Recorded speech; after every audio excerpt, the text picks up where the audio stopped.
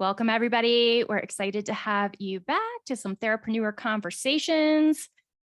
Tamara and I have already started rolling and we're like, oh, we need to hit record. We've already slid into good conversation. So we wanted to talk a little bit about setting up systems and processes in your business.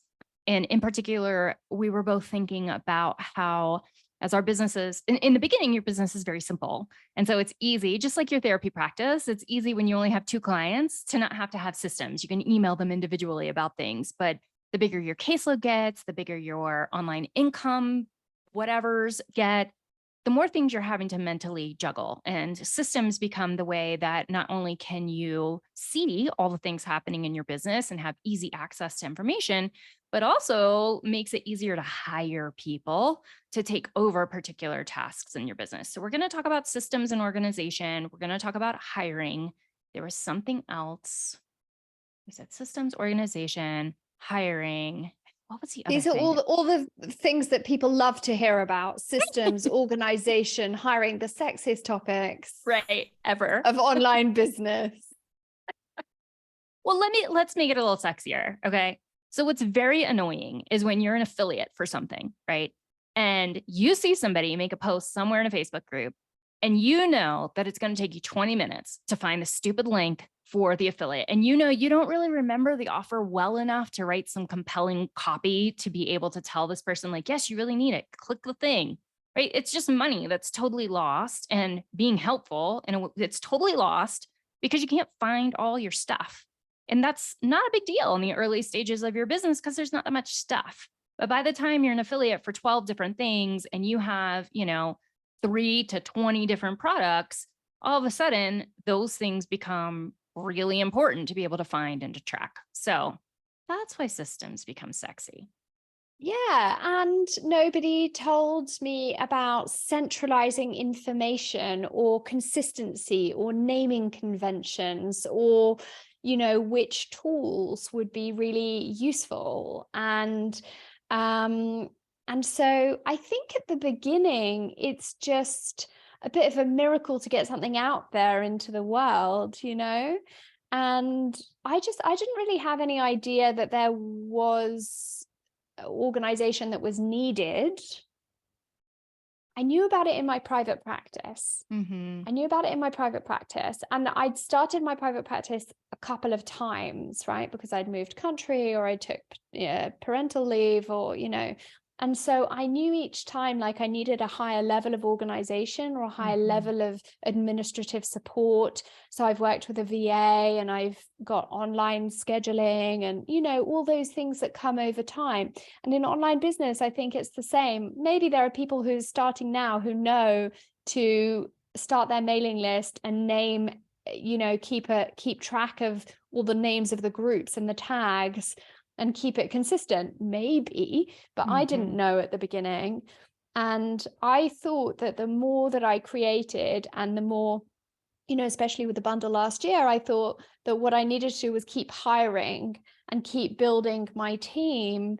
And because when you're starting with one course or starting with 1 or 2 or 3 offers, it seems like a really weird question to be like, well, at what point are you going to stop? I sort of envisaged this. I would have this person for social media and this person for systems and this person for creation and this person who does this and this, this person for outreach and like, actually what I want is a really small team, but a very strong infrastructure where everybody can find what they need. Yes, because I think that is the way to go, because you never know how long a team member is going to be with you. And, there have been times where I've needed somebody to do some one-off task, but the idea of having to onboard that person into how my business works felt and was so big and onerous that it wasn't worth it. And so I either didn't do the task and lost out on the benefits of that, or I did it and it was really effortful and really cumbersome. But if you can create systems and clarity in your business, it's very easy to bring somebody on and be like, here it is. go do the thing. Let me know if you have some questions, because you understand the inside of your business. This is why, and I have, strong opinions that could be totally wrong. I have, every time I've tried to hire out something that is just something like, I don't want to learn that. I don't want to do that. Every time I've done that, it's failed. And it almost feels like I have to know enough about the thing. I don't need to know like every intricacy, but I need to know enough about the thing to hire someone. And so when I try to put off the knowing enough about the thing by hiring my way around it, it has not worked. And when I take the time to learn enough about the thing, then either I decide like, oh, I don't need that for my business, or, oh, I could totally do that myself. That's a lot easier than I thought. Or, yeah, that's definitely not worth my time. I know enough about it to hire somebody who can do it the way that is right for my business. And I know enough about it to make sure that they're doing it correctly. So what were you going to say? We've talked about that before. Like, you can hire people who, it's so interesting because at different stages, I've wanted to hire people for different reasons. It's often out of total desperation. It's like, I'm so overwhelmed. I need help right now. And it's really different to slow down and be like, okay, I need to hire someone with this expertise. And in the olden days, a couple of years ago, I used to hire people and try to learn what they were doing without actually saying, can you make me a loom and show me how to do that? Because I'm going to want to do it myself going forward. I do not want to pay you on a monthly basis to click select all, update on my WordPress plugins. I'm going to want to know how to do that myself. And so it was like, I was too embarrassed. I was too, like, I thought I was taking their kind of skills and expertise away from them by learning it, myself. Whereas now I'm just like, I want to hire you. I just want to hire you for one day. And at the end of it, I need you to make me a video so that I'm going to be able to continue to do it going forward. And sometimes if you hire someone for a day, they'll do a week of follow-up questions by email, or maybe a month by Voxer or something like that. And I barely ever use that. Like, I barely ever use the kind of follow-up stuff. Could you say like some examples of times when you've hired somebody for one of these, like, all day VIP days? What are some examples of where that was a good fit for you? So recently I hired someone to take a product that I had bought in a course, which is an Airtable hub, like pre-designed by somebody. And I bought the course and I was going to do it myself, and I can do it myself. But for some reason, I didn't. Who knows why? Maybe I was busy. Maybe my brain was full. I don't know. But I knew that I wouldn't get it done the way that I wanted to get it done.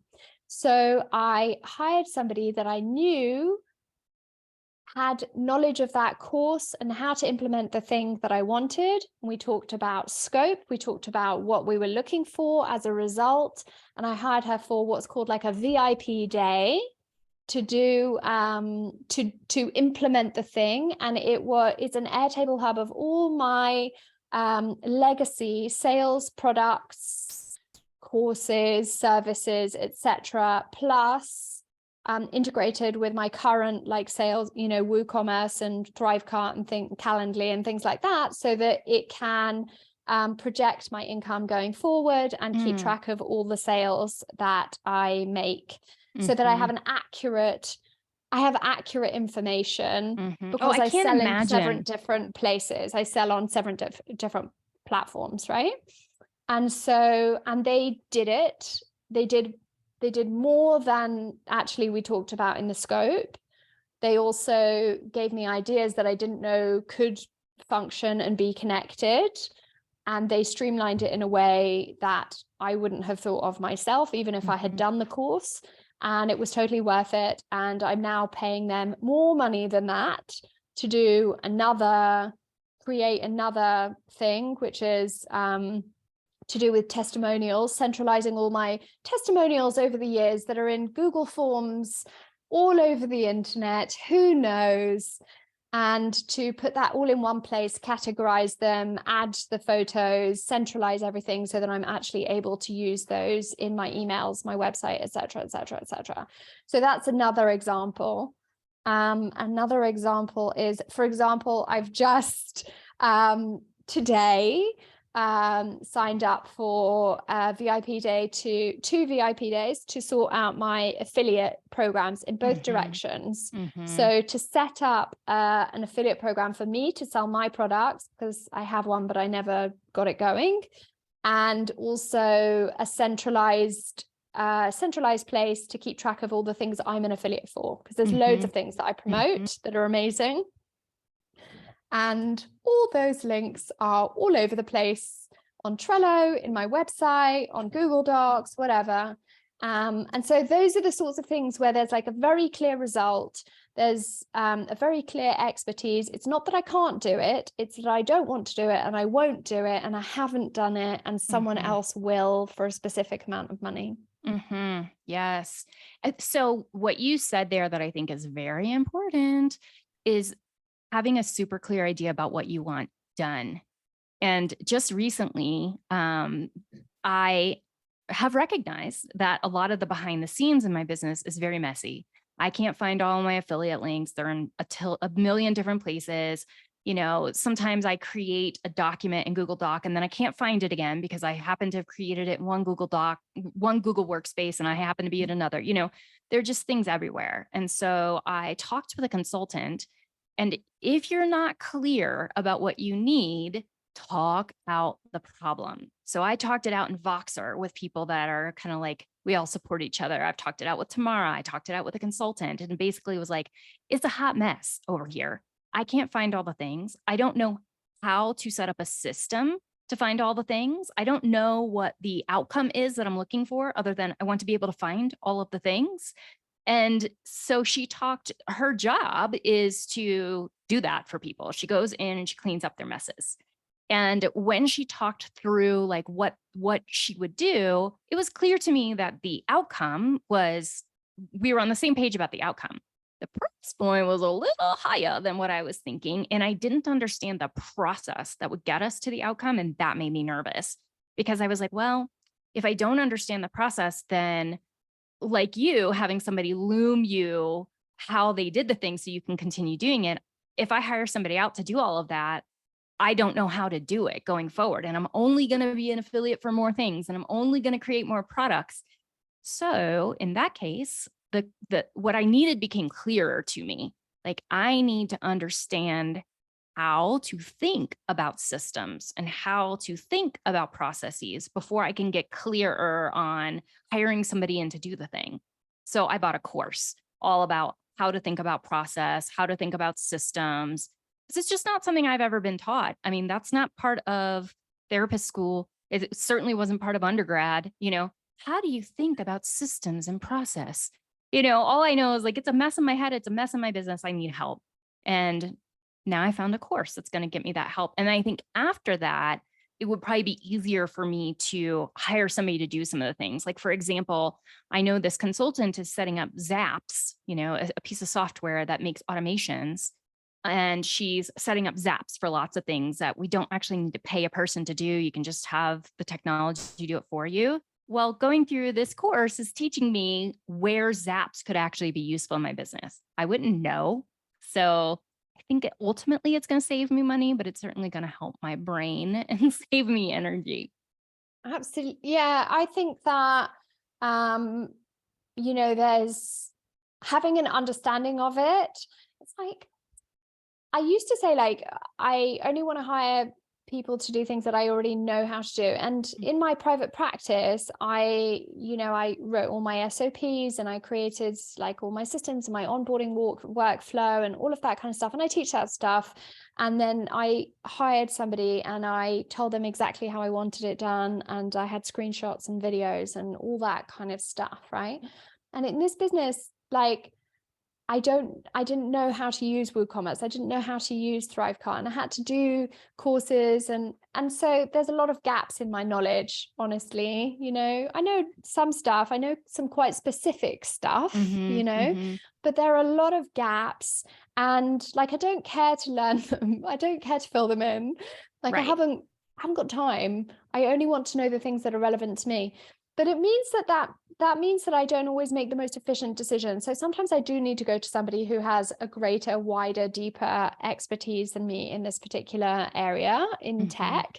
But I particularly like doing the courses on things like the mindset and understanding the, the workflow and stuff like that. And so I can really see how that kind of a course would be good. And honestly, I think I'm less upset about systems and automations now, but I never stop thinking about it. I used to be very stressed about having multiple websites, like having my paperwork on one website and then my courses on another one, and then Heartbeat community. And I used to be very upset about that and constantly be thinking about how can I put everything together. And I think about that stuff still all the time. I'm just not upset about it anymore, because I just realized that it's a process. Yes, it's an ongoing one. And your brain is naturally very good at process and systems. I mean, your brain really thinks that way.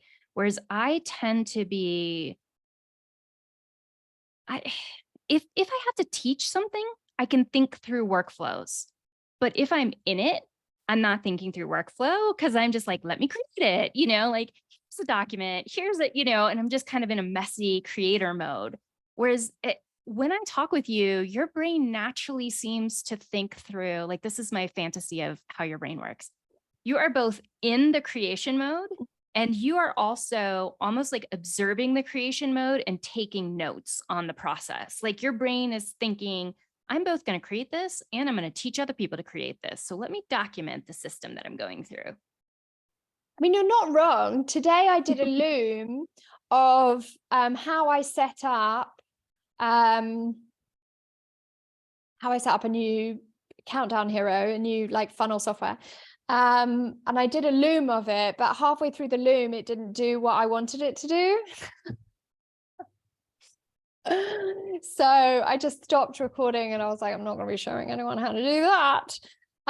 So you're not wrong. Like I do think quite a lot of the time, especially because, the first couple of years, people just wanted me to help them with paperwork or how to set up private practice or how to make eye contact on a screen. But now people ask me like, how do you get people to buy, to buy something, or how do you create a course, or how do you do a workshop or an event or start a group or whatever. And so sometimes I do need to know how to repeat the information to someone else. And so I never think of it as like, I'm just going to do this and then forget about it forever. I think I'm probably going to have to repeat the process at some point, I want that part of my brain. My brain does not think that at all. It doesn't think it at all. I usually start from scratch, even with things that even with my trainings for launch, I have had to teach myself to not start completely from scratch. And I still frequently kind of start from scratch. I had to make loads of mistakes with things like that though. Like I've got like a mini offer, like a really small, a small offer, a document and a tutorial, right? That I launched as a $9 offer. And then I wanted to make a £10 offer the other day. And I was like, well, I'm going to use exactly the same format. It's a Google Doc and a tutorial. And I'm going to start with the same kind of, starting survey, feedback form at the end, blah, blah, blah. So I duplicated the course inside my website, which is where my courses are. And I duplicated it and I wrote the new one straight into rookie error. I wrote the new course straight into the platform. I didn't put in a Google Doc like usual. I didn't do my video. No. I didn't do any of that stuff. I just was like cocky. I'm going to just put it straight in there.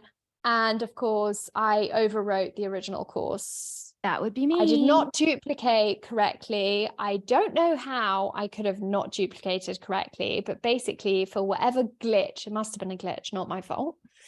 But I overwrote it. And so I had to rewrite. I had made so many changes to my website yesterday. I couldn't bear to go back to the earlier version because there were so many things I had changed on different pages, courses, etc.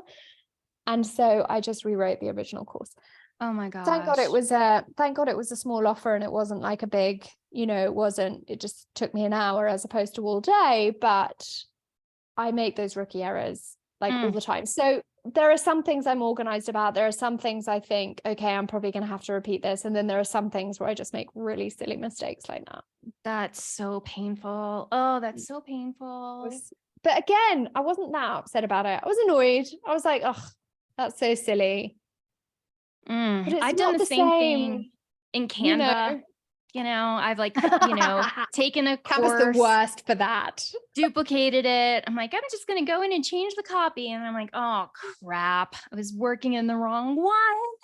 Just overwrote everything. So frustrating. Canva's really bad for that. I used to get really upset about things like Canva, but there's a lot of stuff that I used to get upset. I was talking today about, the first time I made a big change to my website and something went wrong and the website broke, and I was so upset about it. And the person that I'd hired, I've made a lot of really bad hiring mistakes. I'm not good at hiring, by the way. But the person that I'd hired was just like disappeared and kind of wasn't available. And I was so upset. I was really on like the edge of my seat. I couldn't sleep. I was so upset because my website was broken. And now when my website breaks, I'm like, I'm not going to get any customer service emails for a day. Oh, well, like yesterday, one of my pages was broken and I was like, probably no one's going to look at it anyway. No big deal, The experience just desensitizes you. Same with getting like nasty emails from people, it still burns, but over time, in the beginning, it feels like the end of the world. Like the whole business is going to collapse. It's all over now. I've made such a horrible error and everybody knows it. And now, it's like, okay, well, I got a nasty email. I tell you what would be a really cool automated system, which I know a lot of people use a VA for, but a really cool automated system would be when you get an email in your inbox, if it reads the tone or the intention, the contents of the email, and then it filters the ones that are unnecessarily mean somewhere else for someone else to read, just in case there's something important in there that you need to know. Right. But that you don't get in your inbox. Yes. And that you can psych yourself up for. But the ones that are, there are probably systems that do this. Maybe I'll get enough emails that I can use one day. But potentially you could, if you have a VA that deals with your inbox and your customer service issues, you could have them do that. You could have them kind of filter out what you see. So this course that I bought the other day that I've been binging on talks about exactly this, because if you have 5 emails and I check one email, a VA checks another, Chantel might be checking another, right? So then how are we supposed to know the themes of the feedback that we're getting? Because we're all reading different messages. We're all responding to different customer service things. Some of a customer service comes through card drop.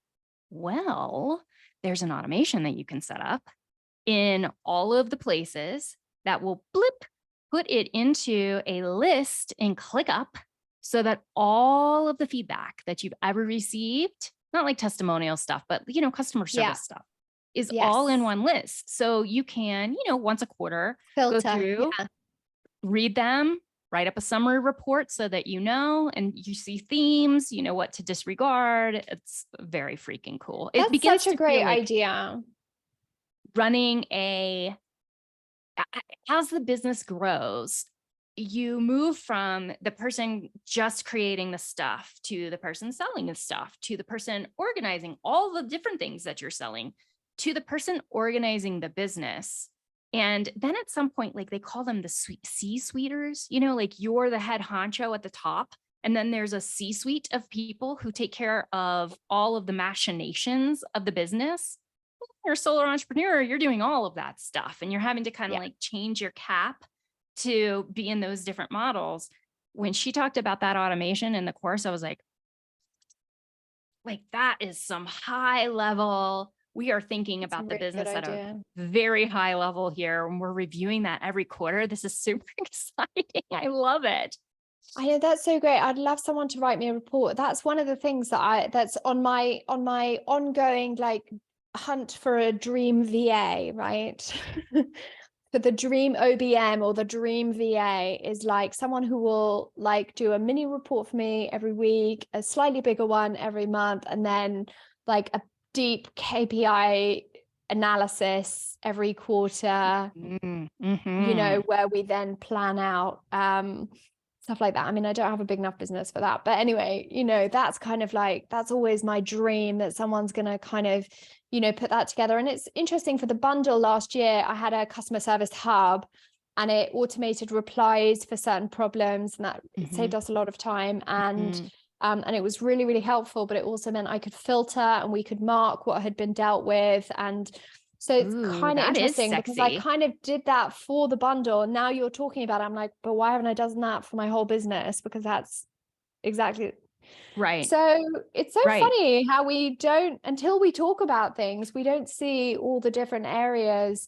And I think it's important to mention that optimizing, like, it feels like, oh, organization, you only need that at this particular stage, but it's really hard to reach profitability if you're just leaving stuff lying around everywhere, just scattering it and totally disorganized. So there has to be a balance between like selling and organizing, I guess. Agree. And like balance underlined, bold, because there's also the sort of person who won't take action until everything is perfectionized and all the systems are perfect.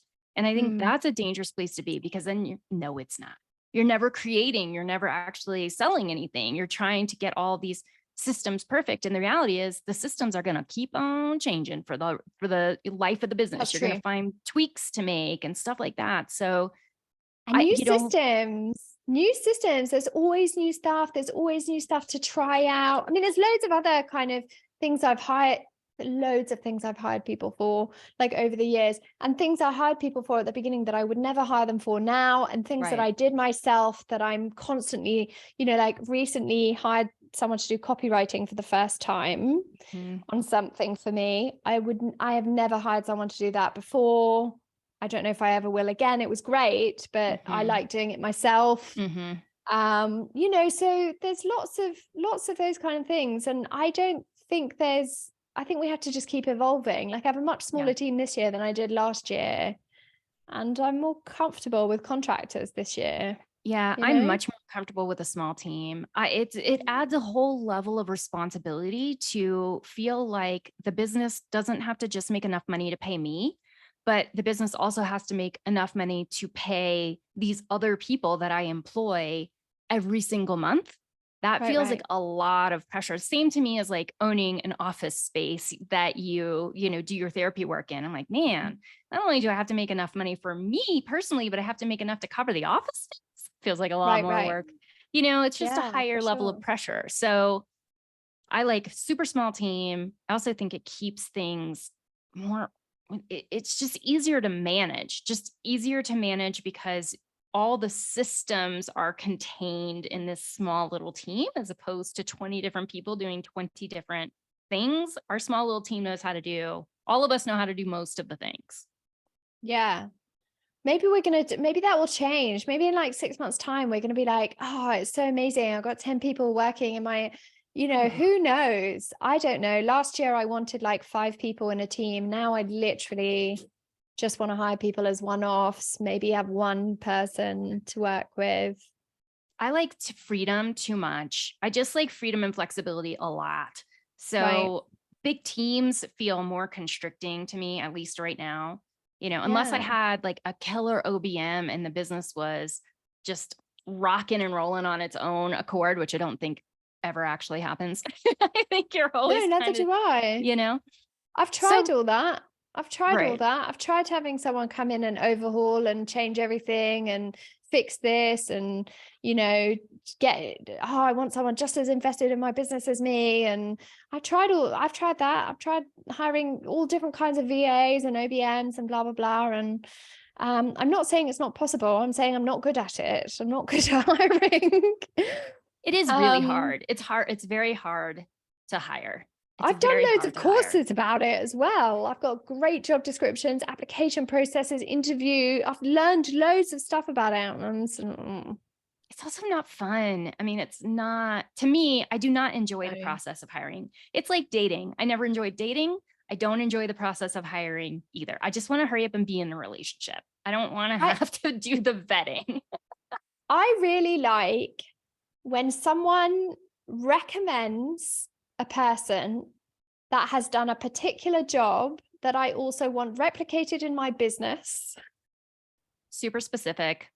Exactly. So that's why I've been doing these like VIP days or weeks or whatever with specific people. They have a specialism. I'm sure they can do Yes. loads of other things as well, but whatever they've chosen to do, this is the one that I do this one copywriting thing, or I do this one, I just love Airtable, or I just love this Yeah. system, or whatever it is. And someone else has told me that they're really amazing. I'm not Googling and spending $1,000 just from Googling somebody. I'm getting a recommendation. A specific person has told me this thing will be done. We have agreed a scope, and then and I invest that money. And then it's done. for me, I'm just, I don't want any more like, just All in one people. I Facebook, think in the Facebook applications, right. In the beginning, I think most of us have a fantasy of finding like the unicorn, the person who can do your social media, and they can also manage your finances, and they can also, create content for you or whatever. We have this idea that I'm going to find this one person who can do all of the things and it's going to answer all of my prayers. And I just don't think that it works that way. If that happened for you, you're one in a million. It just doesn't really happen. And even when you have somebody like Chantel on my team she really can do all of the things, but she doesn't have time to do all of the things. It's just not going to fit into her schedule. Just like me, I guess I could do all of the things. I really don't want to do the back end of Kartra, but I guess I could. I'm capable of it, but I don't have the kind of time to do it. And even, the rate at which I pay Chantel does not make sense for her to be making stuff in Canva for me. Like that doesn't match the rate that I pay her Right. because I pay her for her higher level brain skills, Yeah. Yeah, the I have a bit of unicorn a doesn't theory work. about that, about the unicorn that we're all looking for. Say more. Which is that we are our own unicorns, and we just Mm. have to make choices about what we're going to do, what we're going to hire out, and what we're going to focus on. But I think that we're all just looking for, like, I want someone to take care of this, and I want someone to take care of this, and I want someone to, it's just the other part of us, Mhm. just want to be taken care of as a business owner. That feels like a really good webinar. Why you're your Really? own unicorn. Stop trying to Yeah. hire a unicorn. Do this instead. You are your own unicorn. I love Yeah. that.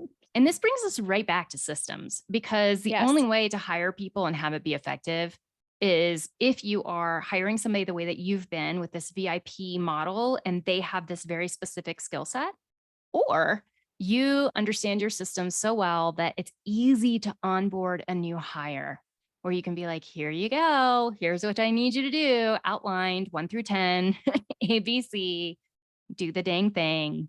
And then it's much, much easier. But you don't need that Absolutely. at the Yeah. level that we're talking about until your business is got enough offers and is complex enough that you need to be thinking that deeply. Like, be organized for sure, have to-do lists, but do you need a whole bunch of intricate things connecting to one another? Probably not until later. And what's kind of interesting is Tamara and I have very different business models. Like, I use an ascension model for the most part. You're using more of, like we've talked about it, as a spider model, collaborative model. Yeah. And it's interesting to be at a place where we're both needing the same kind of systems, despite having really different business models. Yeah, that's true. That is true. And I have to say, I think we're both quite scrappy, and there are plenty of people who actually don't know how to use like WordPress or Kartra or whatever. And I think it's completely fine to hire people to run that part of your business. And like, I don't have any judgment from someone who has the ability to invest and have like a sort of a partner person supporting them, right? And I guess it will just change over time. At the beginning, that's definitely what I needed. I couldn't build a website at the beginning, and I had literally no idea what a mailing list even was. Like, I always share this. I used to have opt-ins, but I didn't have an opt-in form. I just had the PDFs on my website. No, the Word documents. They were Word documents on my website and people just clicked and got it for free without giving me their email address. I had 4 of them scattered around my website. People just go to the website and go and get these. And I don't know who they are. They just wandered off, you know.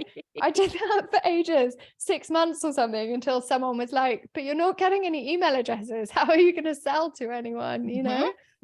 So we all go through that. And when we do hire someone who we want to work with ongoing, I do think it's helpful to be able to explain to them and spend time and, you know, properly onboard them, whether that's with like an onboarding manual, which is what I've been creating or with my team, or you know, or just actually just supporting people, because you know, like, it's our vision, it's our business, it's our intention, it's our impact, it's our, you know, stuff that we're putting out into the world. So that's kind of what I mean also by like, you're your own, you know, unicorn. It's your vision. It's kind of, it's our responsibility as well, you know? And so sometimes I get annoyed about like, you know, I'm so bad at, that's why I say I'm bad at hiring. Not that I've had bad hires, right? I'm bad at hiring. And what that means is like, maybe I'm not very good at the onboarding, or maybe I'm not good at the interviewing, or maybe I'm not describing it well enough, or maybe my expectations are somewhere not aligned. You know, I don't know. But for now, this is the way that it works for me, and potentially I'll get better at it and it will be a skill that I'll develop. Or you'll hire somebody who's really good at it and maybe they'll do it. I wanted to ask you kind of a follow-up, because before we started recording, you said that you listened to a podcast that talked about the ascension model going out of style and that it was all about collaborations now. I need to hear a whole lot more about that, because I'm an ascension model girl. So I need to know what you're talking about. So we need to listen to the whole 6-episode podcast series and then discuss, I think. But I love, you know, like, I love collaboration models always. Can you give an example of what that is so people who don't know will know? Affiliate marketing, bundles, summits, anything where there are, I don't love summits, to be honest with you, but bundles I do. Anything where there is a combination of skills and experience. So we're not just solo sellers in the night out there trying to find our people, lonely. It feels so lonely. It feels like we're sort of trying to convince people. And for me, it's much easier to promote somebody else, especially if I really love them and their product and their, you know, like, so easy to tell people to come to your freedom series, your free, you know, training series. So easy. Why is it so easy? Because I like paid attention to your videos. I spent time listening to you. I set up a practice. It was full in 3 months. You know, I did what you said to do. And that's, you know, that has given me many, many, many, many things, you know, and there's lots of ways that I can talk about it. So much more effective than just one person like me just talking about like what I can tell people and what I can do and what I can sell. And like I just think it brings variety and it brings layers and it brings like fun as well. Like, I think it eliminates the culture of competition, which I think you know, especially with more and more and more online businesses and more, you know, this huge influx of people trying to sell like online courses and things like that over the last few years. I just think like, if we really believe in like collaboration over competition, if we really believe in abundance, then why not promote somebody else's business? Then why not promote their skills? If we really, you know, like, if I'm trying to keep everyone to myself and keep things secret and whatever, like, why don't I want everyone to know about this amazing $9 offer or about this amazing platform or this whatever? In fact, I want to be the person that tells everyone about the amazing stuff. I want everyone to be like, oh, Tamara knows that. Tamara knows that person. Tamara knows that platform, or Tamara can give you this information about this thing.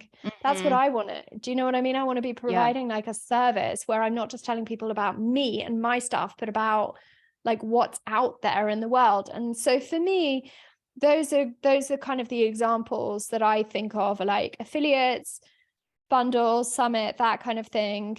And anything where we're essentially, you know, promoting more than oneself. Does that make sense? It does. Yeah. I wonder, like from a strategy point of view, so I'm hearing like from a values point of view, why that's a really good fit. My mind, I can tell I feel resistance to this idea, which is kind of interesting psychologically. I think, you know I feel part resistance to collabs because I'm not good at organizing and hosting. So I would never Right. want to lead something like that. That is a level of complexity, and I would not. I don't want to do it. It's too much it's too much for my brain.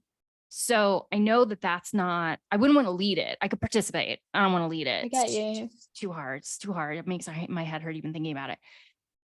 But the resistance is also a piece of energy management to me. Like I can participate in a bundle once or twice a year, but For sure. otherwise my introverted self feels really overwhelmed by the amount of interaction and Me all of too. that.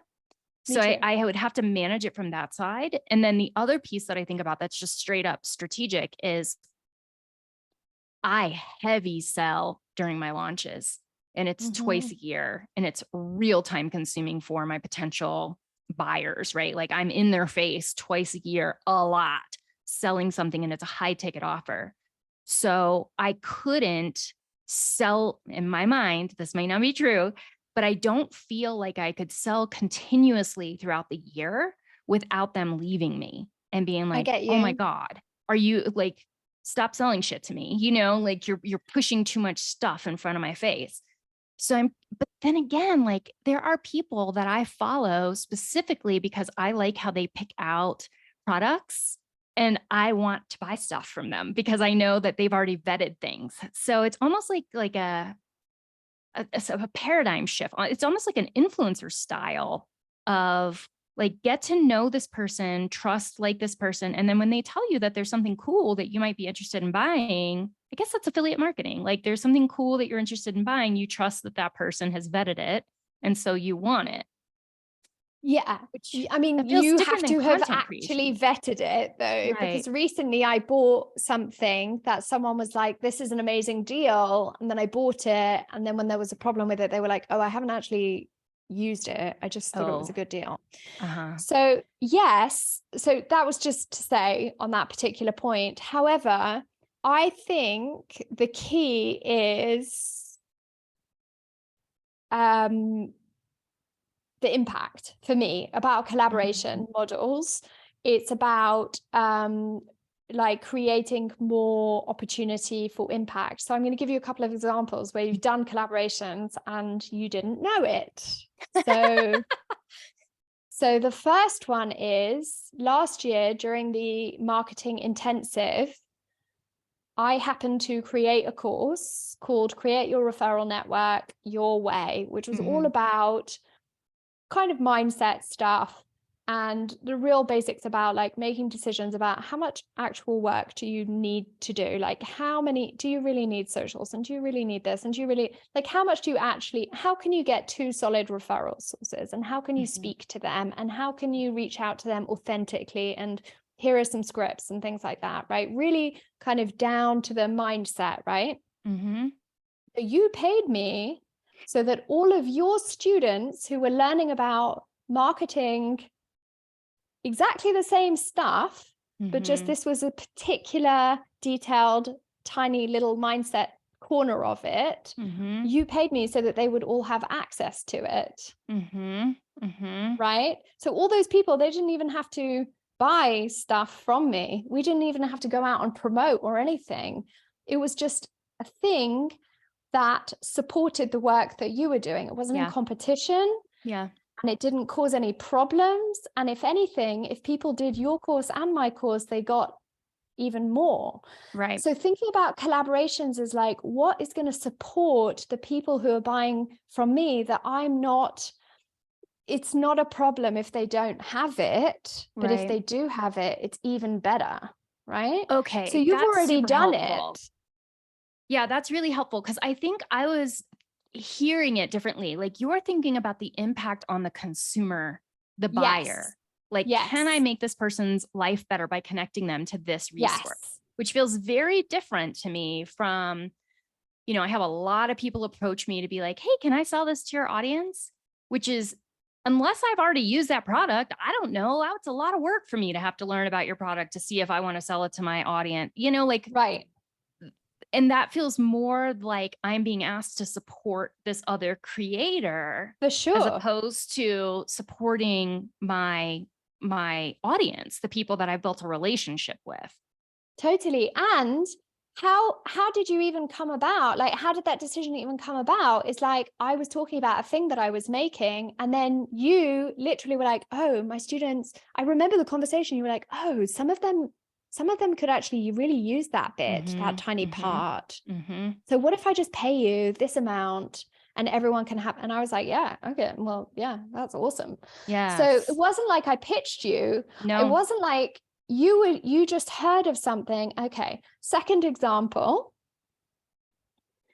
you have a mastermind. I have a mastermind, but we are talking about what if we did something together? What if we created something that was like a bit you and a bit me, and they got this from you and they got this from me, and I like doing this thing and you like doing that thing, and how cool an offer would that be? And how can we create that in a way that doesn't decrease our business or our offers and works for us? So you're already doing it. You're already like thinking about those things. Yes. Yes. And it's consumer centered. That's the shift. That's really helpful to think about. And what's kind of funny about, as we think about our mastermind together, is the reason, one of the many reasons that was occurring to me is in my mastermind, I'm seeing a ceiling where there are things that my members need that are not in my skill set, but they are in yours. And I want them to have that. So even if I was making the same amount of money and not more, or even if I was making a little bit less, getting to work with you is just fun for me. And I know that they're going to get better results if they can have both of our brains working on their business. So that's really helpful. That's a big shift. I was picturing it very differently. So it's about impact for the consumer, impact for the client, impact for the customer, however you want to call them. But also we're talking about impact for us as well. So much more fun. It's so much more fun. I would not agree to be on a YouTube channel or anywhere else in the world, right? Not for anything else, but talk about online business and hang out with Amber for an hour. Yeah, right. for sure. Why not? So impact for other people, but also like inadvertently, and that's not my priority, but also impact much more fun for me. I'm not saying it's not a priority, but what I'm saying is like, I think first impact in the world, because I trust that will be better for me. Right. I trust that promoting, and so, it's not to say that I never feel competitive. It's not to say that I never get a bit jealous but I always will get over it. Always, also because of like the example that you have shown me, but I will always get over it. I will always just think about like, is this good for the people that I'm supporting? What is the impact? And then trust that, because I just do think like it has never worked for me to like drive people from this offer to this offer to this offer to this offer. Like it just hasn't, but it definitely works for me to like talk about how amazing other people's things are. That's so interesting. And I'm thinking like, it does work for me to drive them from this model to this, because it's an ascension model. Every offer builds on the last offer. But so if y'all are listening and you're thinking like, yes, collaboration, that's what I want to do. keep this piece in mind. This is for me. I don't know if Tamara agrees, so I'll claim it as my own. Something that has been a key to any collaboration that I've done is that I have seen the work of the other person and have thought in my own little head without them even telling me, damn, that would be really helpful for my people. Which means you have to be visible. You have to be talking about what you're doing. You have to be sharing. generous. Yes. People need to know what the heck you're doing. So there's somebody out there, we won't name names. And I see this person, every quarter, every 6 months, promoting something online. And it's usually very high ticket, but I never ever see them in between. And I really don't understand what it is that they're doing. So that's not a collaboration that I would naturally seek out because I really don't understand what they're doing because I only ever see them selling. I don't see them helping for me, like with Tamara. So Tamara and I listen to what we offer. I teach step-by-step how to build an online therapy practice. She teaches learn to love online therapy, how to build an Right. online therapy practice. Does not sound like a natural, collab here. But because Tamara knew me really well and knew how my offer worked, and I knew Tamara really well and knew like how she approaches things and what her vibe is, and we know that we approach things really differently. So Those are it was two different courses. Those are Completely different things. Completely different. I can even tell you, because I know, because I haven't like done the whole of step by step, but I've seen the inside of step by step. I can tell you the structure is different. I can tell you the content is different. I can tell you the way that we teach is different. I can tell you that if someone took both of our courses, they would get different things and they'd like both of them, I think. Right. And there have been people who have come to me for my course and I'm like, you know what? I know that the way that Tamara approaches this is going to be a better fit for you. You need to go look at her course. Or times when Tamara and I have been like, they really need both of our courses because they need both of these things. Let's see if we can get them a bundle deal. Like, but the only way that works, you see? I didn't even know. I'm a natural collaborator. Right? The only way that works though is when you know other people's offers. You have to understand like not just what they're offering, but how they work, you look at Laura Long or John Clark or Alison Per Year, like many of us are doing practice building, but our vibes, our approach, our style, what we kind of lean into more, it's all different across all of us. And if you can understand that about one another, then it's much easier to collaborate because you're not worried about, oh, well, their offer is going to compete with mine or whatever, because you're thinking about the end consumer, the end customer, and you know enough about the other offers and the other person to know which is really going to be a better fit for them. Just like you wouldn't take any therapy client. If you know a bunch of therapists and you know them well, you know how they do therapy, and a client comes to you for a free consult and you're like, I could help them, but so-and-so does it this way. And I know that that person will be able to help them more, faster, better, whatever. And you refer to that person. That's the way it needs to work in my mind for collaboration with online income stuff. 100%. I learned that from you. And that is also what I teach in the introductory call screening process. In my mind, when I meet a new client, my first question inside my mind is, do I know a better therapist for this person? And most people will say, that's ridiculous. You're just going to send people away constantly. But I trust, not that I think, oh, I'm the best person all the time, but I trust that sometimes I need to send someone to someone else and sometimes we're a good fit, right? And I always want people to have the best possible, and it's exactly the same with collaborations. I want them to have the best possible experience. I want them to have the best possible, whatever it is, whatever it is. And the reality is that the people who are a good fit for, who really feel like they're a good fit for this course are not necessarily going to be a good fit for this course. So one of the things we talked about is like, what do we do with your master, with momentum? What do we do with courage if we create something together? Do we try to put those people in there? And no, not necessarily. Like maybe those things continue to exist. And this is like a brand new thing. So that's kind of how I think about collaborations. It's not you plus me. It's a totally new entity. Yeah. That makes total sense. You've sold me. I'm still Amazing. with my ascension model. Still with my Okay. ascension model. I But think you I will think you're with an ascension clam model, a but you're little. doing stuff on the side. I was thinking the other day with my planning and productivity course, I was like, ooh, I'm spidering. I'm doing the Tamara model right now. Fantastic. And that's when I was sorting out my evergreen funnel, I was like, this is very ascension-y of me. And That's cool. we need to begin to wrap up. I can hear my dogs whining in the background for their dinner. So we know whose needs come first, right? Obviously the dogs. Thanks so much for spending time and having this conversation. I have so much fun in these talks. Thanks for having me. Yeah, so fun. It's not a thanks for having me. We're doing this together. This is a collab. But it's your spot. It's your spot. No, it's just the only spot that we had to put it. So when we make our own YouTube channel, we'll move it over there.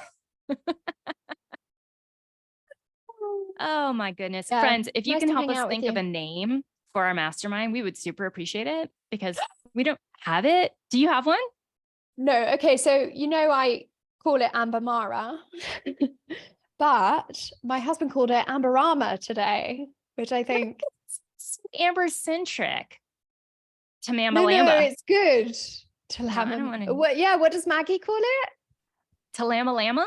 Talamabam. Talamabam. Bum, bum, banana. Talamabam. Bum, bum, exactly. Oh gosh, we've got a theme tune.